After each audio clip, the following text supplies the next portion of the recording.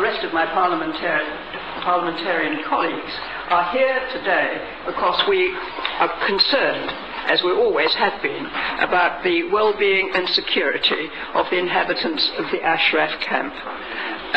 We have been very active over the years, and I owe a great deal, and all of us do, to the leadership by Lord Corbett. As we heard from previous speakers, there was a meeting and a so-called agreement and so on.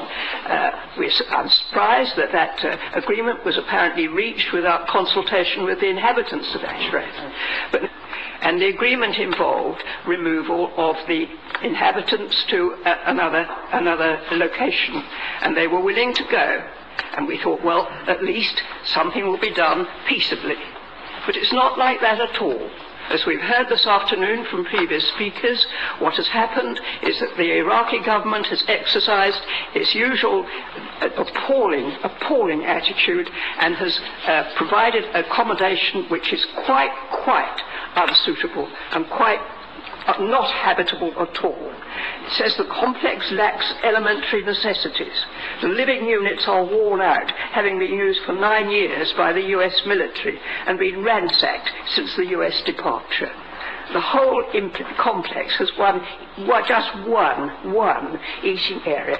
The washrooms are situated outside the buildings, quite unsuitable for women. The camps lacks electricity, water supply, and the sewerage system isn't functioning. And this is a camp intended for women. There's limited access to green space. The whole area is much too small for the number of people involved. This is not an alternative location. This is a kind of prison camp. They're actually building a wall around it.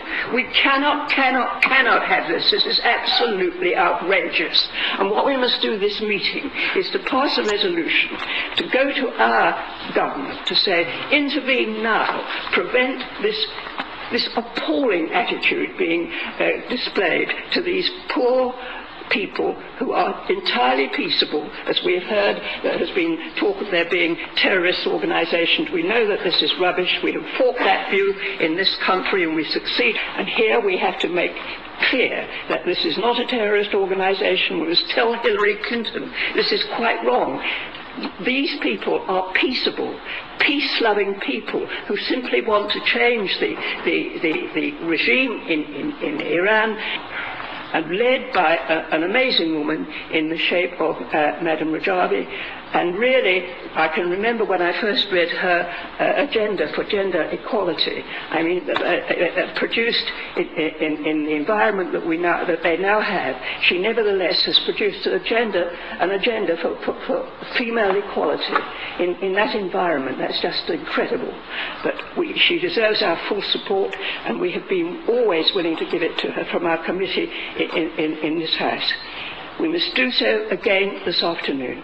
What they are now doing to these poor people is outrageous. They must be provided with proper alternative accommodation, if alternative accommodation is provided at all, but better still, they must be allowed to remain in Ashraf if that's what they want to do, and must be protected where they live in Ashraf.